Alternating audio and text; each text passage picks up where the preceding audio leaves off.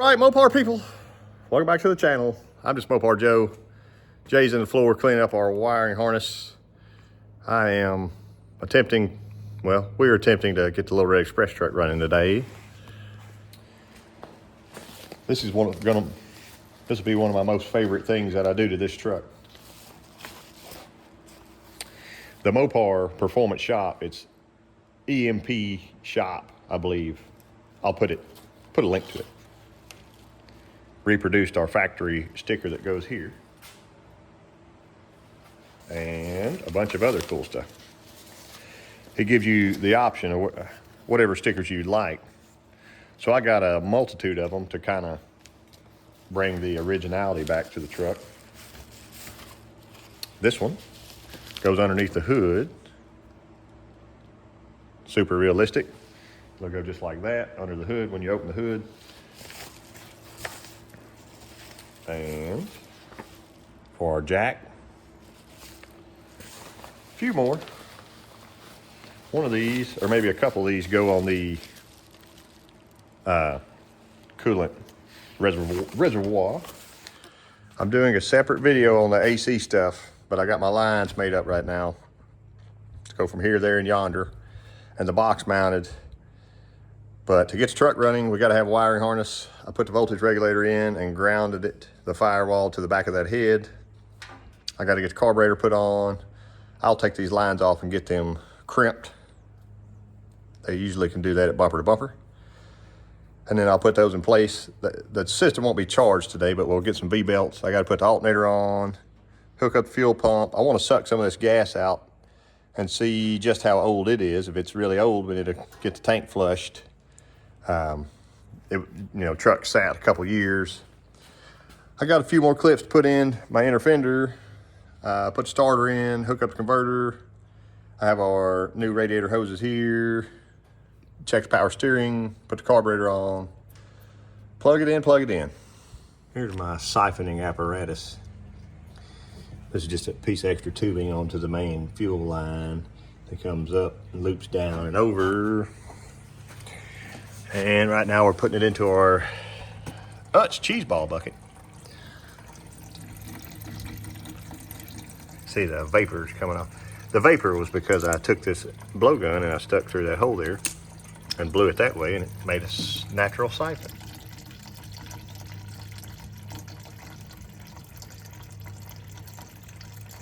We'll see what we can get out of there. I don't really like that. And it does have a smell about it, but maybe it'll clear up here shortly when the line gets totally cleared out.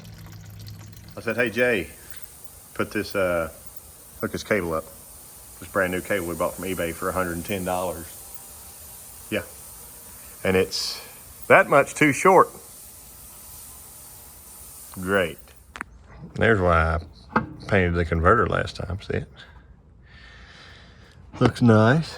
I think we're gonna go, it's one of those two smaller holes. I gotta get a light to be able to see it better, but I can start those two, 1 and 2, and then rotate her over. Start the other two, do the tighten up. I might need to feed the starter in as well. It could be a fun paint. It's a mini starter. I got a lot of room over here, and if I need to pop a header loose, that's just how it goes sometimes. Uh-oh, right through here. That's gonna win, easy win. There's our little collector. I complained about that before. I really think it should be a 3-inch, but they took it to a 2.5. But our pipes are probably 2 1/4, so I don't think it super matters. Gas tank is pretty empty now, so that's nice. Transmission mount bolts about to fall out. Oh, here we go. Transmission mount.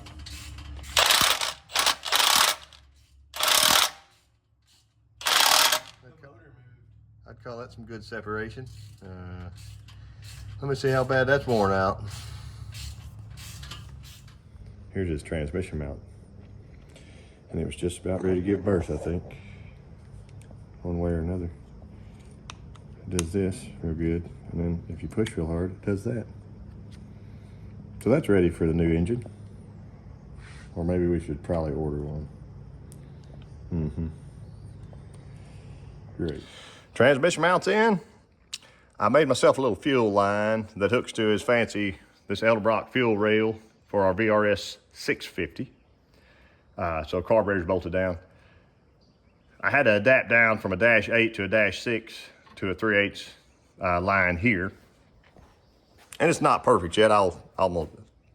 It's still a work in progress, but I had to stop and show you something. I'm on my third belt purchase now because the first one, it was a Goldilocks. It was too long. The second one, or the first one was too short. The second one was so long that I could pull this all the way up to there and it would have worked, but then it was out of adjustment. So I went a 1/2 inch shorter on that, or half size between, whatever. So I can finally put the belts on. So my goal of the day is belts on, top and bottom radiator hoses on, run my heater hoses. I got my AC lines crimped. Let me show you those. So they look nice. Also, I had to get them to get me the green O-rings because my kit, Classic Air, didn't have the O-rings with it. The last kit I got did have O-rings, and they give you a little bottle of compressor oil or something to lube them with. So I can reinstall those lines, put my heater hoses in. I think I can go ahead then and put my wiring harness in, plug wires on. We maybe can start this thing today. Wouldn't that be nice? I may be the only person I know that has a VRS Edelbrock carburetor on a small block Mopar in a truck, especially a Little Red Express truck. Anyway, on the install, this is their standard Edelbrock bracket like you would buy for their normal 4150 Edelbrock Performer carburetor. So we bolted it on. It looks fine to me, I think. But my kickdown bracket here, I think it's leaning too far that way. See how it's almost touching the valve cover? We bolted it on, out of the engine bay for convenience, but see where there's our throttle cable. Throttle cable bolts up here and would go down to there. If you can get the right angle here. See how we're just off. So I'm gonna straighten it up. Also, it'll bring this closer to our edge here. I just put a little washer on there for now. But this, I would think, needs to come in, have a little better straighter line. I know it's a little bit wallowed out right here in the linkage, but pulling it here, as long as we're missing the firewall, we'll be good. So let me put that together and we'll check our linkage. All right, push her down. Just like all the way? Yep.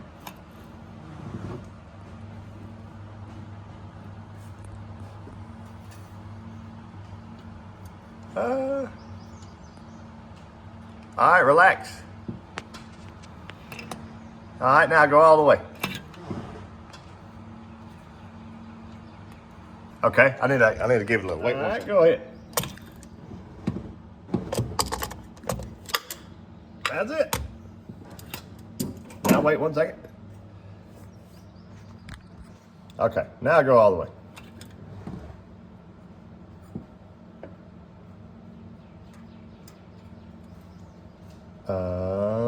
Let back up.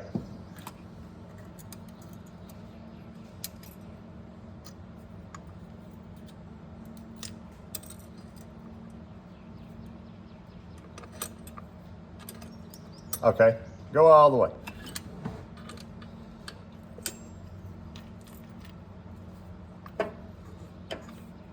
It's quite hard to tell with the angle to the day.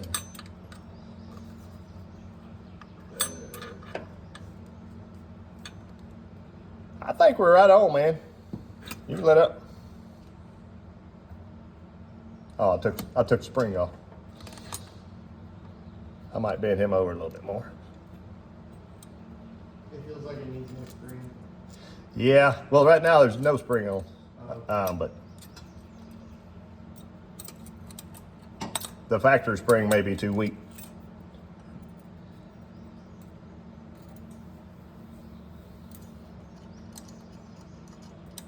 Okay, work it a couple times.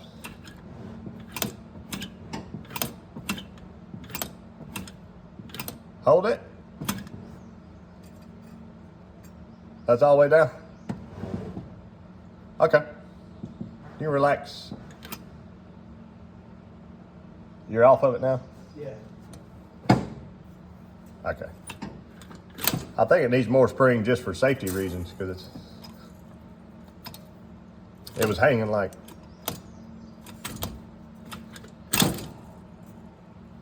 half barely open. Want me to pop it? No, it's wiring harness check-in. Don't let anything touch, Jay. I got this.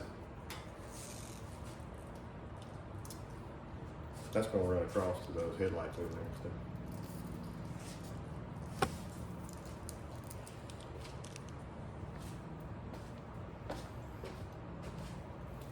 Down, headlights.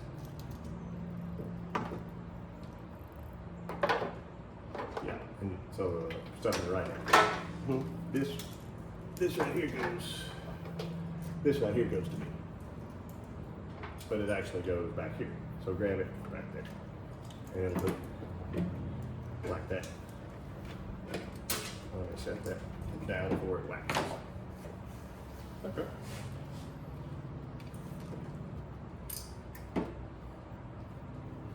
Across my eyes.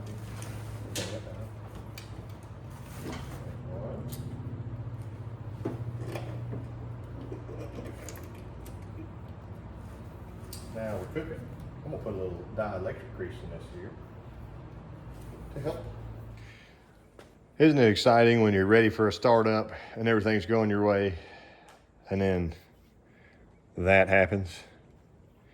It literally snapped the post on the Pertronics flamethrower coil. You gotta have this coil, and it be 1.5 ohm to work with the FBO box. I got on the internet and ordered a new one from Amazon. So it's here, it's next day, it's here, it's ready. I'm gonna get it out of the box and put it on, get our battery put in. I've been kind of moving slowly with this because I didn't want to have to redo things. So little by little, the stuff's been layered in. I was trying to make my plug wires nice, heater hoses nice, on and on and on. Our harness is in. I need to clip those little clips. Had to buy a new windshield wiper motor. That's why our cowl's still not on. I don't have it in yet, but I figured it'd be easier to put the wiring harness in back there. There was a little ugly plug-in that goes to this fusible link. And I've got it in the house, but it was hooked to a factory wire and somebody had it crimped into the old battery cable end. Anyway, I want to buy the correct new plug for this. I want to save that fusible link. It still looks good, but I don't have that today. So I can use the old one just for today to get this thing started, hopefully. If you'll recall, on our FBO ignition box, they give you this handy little jumper wire here. So we need to find,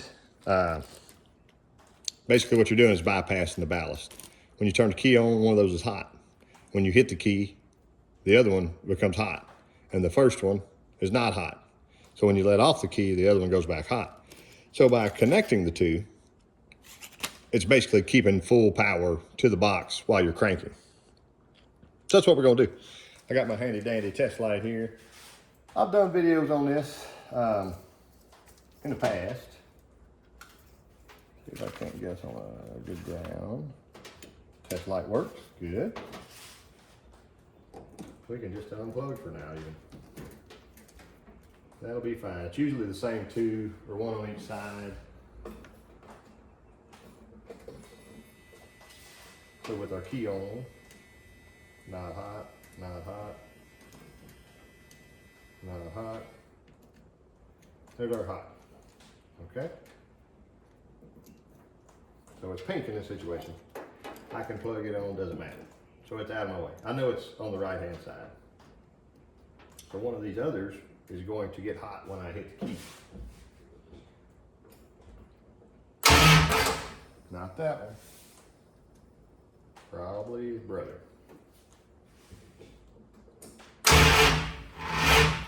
Oh, battery. You are 6 years old or 5 years old or whatever, which it was only about, what did it say? I can't remember. It is a nice super start battery. There it is, 6 of 22. So I think I first saw this truck sometime in 23-ish. So it was only a year old then, but right now she's not getting a lot of juice. And it may be this ground wire. I might have to clean off that bracket and make it ground better to the engine, but we'll find it out in just a minute. I got a brand new mini starter. What is it? A Power Master Power Max Plus mini starter. So it shouldn't be having an issue at all. Let's double check that again. I believe it is the double side. Yep.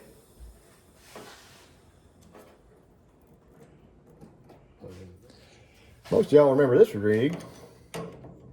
So I got to have a battery, and I think it's either this or my race car to steal it off of for the night. Might as well make it this. It's also a super start. It's 8 of 25. I bought that at the, well, actually I had Joe run out and buy it. We were at the tailgate throwdown this year. And it wouldn't start off the trailer. So I borrowed a battery from a guy that blew up his S10 the day before. And it was also a dead battery. So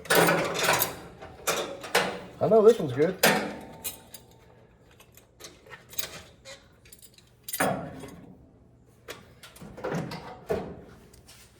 It's always one of these things. So I just dropped that nut underneath the truck. I've been down to pick up the nut, and I look, and there's a shiny green puddle of antifreeze on the back of that header. Well, as you know, stock Mopar heads go into, header bolts go into water jackets. And as I wiped, I could see a trail. I think it's just in the rear. So I'm gonna pull that bolt out and I'm gonna reseal both those bolts right now. And maybe then I won't have an issue. I'm gonna walk around, check the other side. We're so very close to starting. Hopefully, this will be our first start since it's been in the truck. I added a quart of transmission fluid because I lost some when I pulled my dipstick out previously, the tube out. So I'll probably have to add some at some point. It's just in park for now. It is on the stick showing a little over full, so it's not dry by any means. We'll try it. I did not pour any gas into this carburetor. The engine's already been ran and broken in. I got a different video of that. But I wanted my pump to pump and fill my bowls up as it's spinning the engine over. It may get a little early prime on its own. Let's see.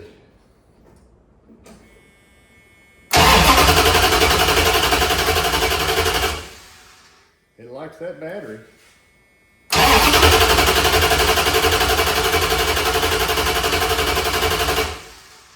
Wow, that's spinning over fast. No gas yet. If our pump even works, we hope so.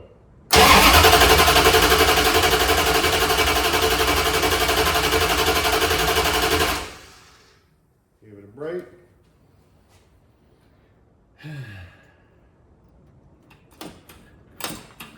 I'm gonna go ahead and prime it. I can't stand it any longer. With a little prime time. Now, see if our back one, obviously we won't need it right now, but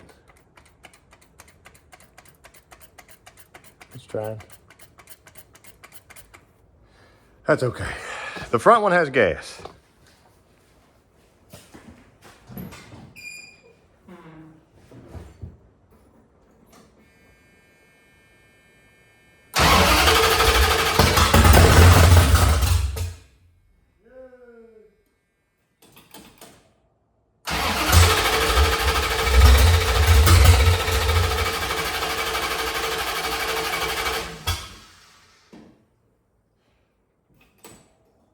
Gas.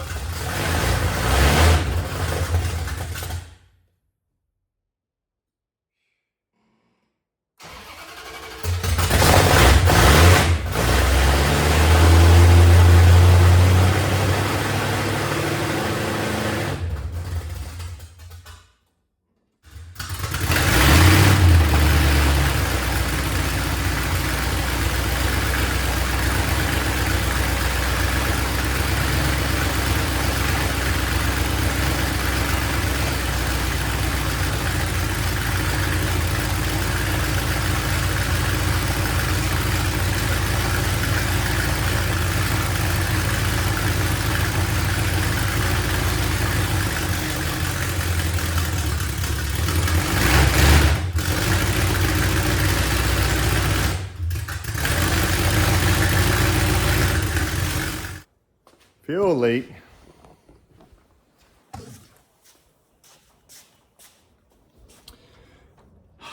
See that little plug right there?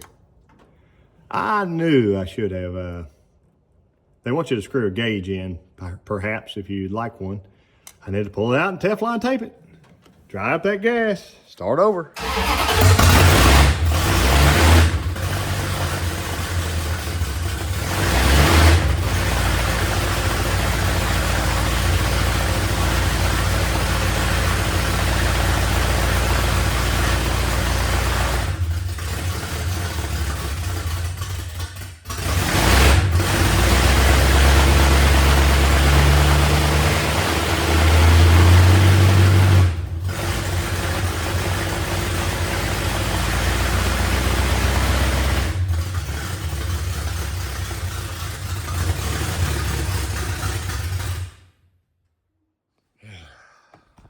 No new leaks.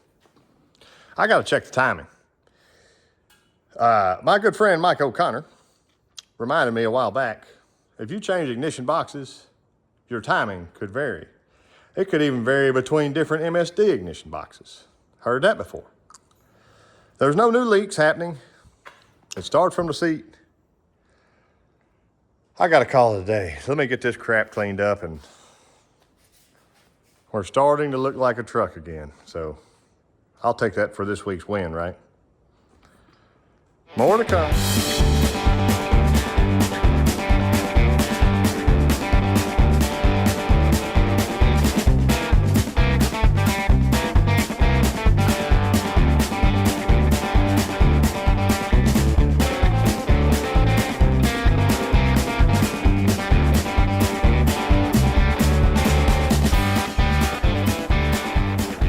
All right, Mopar people.